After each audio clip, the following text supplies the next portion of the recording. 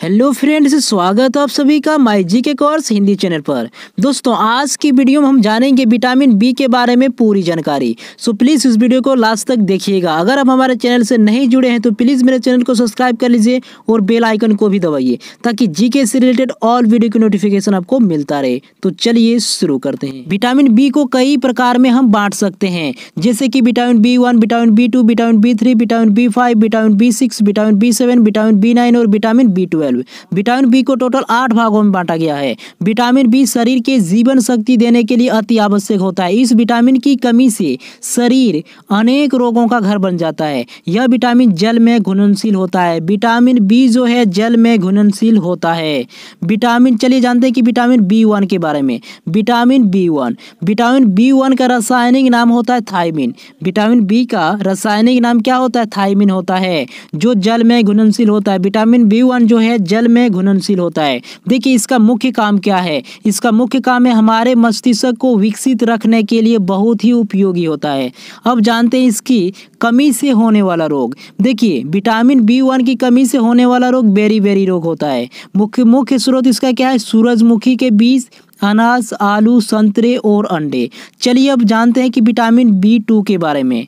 देखिए, vitamin B2 जो है, विटामिन B2 का रासायनिक नाम क्या है? राइबोफ्लेविन। विटामिन B2 का रासायनिक नाम है राइबोफ्लेविन, जो कि जल में घुलनशील होते हैं। विटामिन B2 भी जल में घुलनशील होते हैं।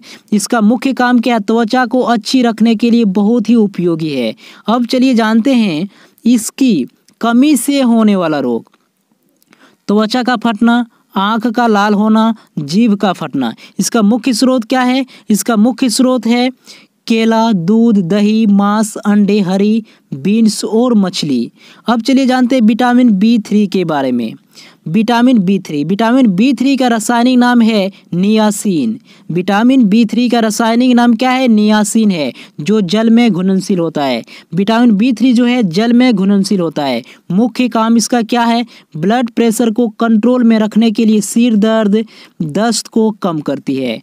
इसकी कमी होने वाली बीमारी, इसकी कमी से होने वाली बीमारी बाल सफ़ेद होना, मंदबुद्धि होना। इसकी मुख्य स्रोत क्या है? इसकी मुख्य स्रोत है खजूर, दूध, अंडे, टमाटर, गाजर, मूंगफली और गन्ना। चलिए अब जानते हैं विटामिन B5 के बारे में। विटामिन B5 का रासायनिक नाम है पेंटोथेनिक एसिड।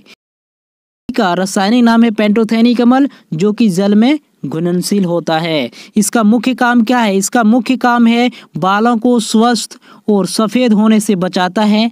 इससे तनाव भी कम होता है। इसकी कमी से होने वाला रोग है पोलग्रा और फोर्टी सिंड्रोम। इसका मुख्य स्रोत है मांस, मूंगफली, आलू, टमाटर और पत्तीदार सब्जियां। अब चलिए जानते हैं विटामिन B6 के बारे में।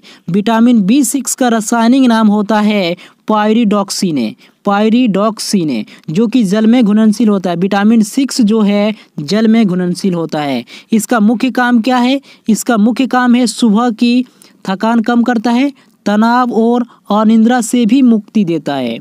अब चलिए जानते हैं इसकी कमी से होने वाला रोग। देखिए, विटामिन B6 की कमी से होने वाला रोग अनिमिया है, त्वचा रोग है। मुख्य स्रोत क्या है? मांस है, अनाज है, केले है, सब्जियां है।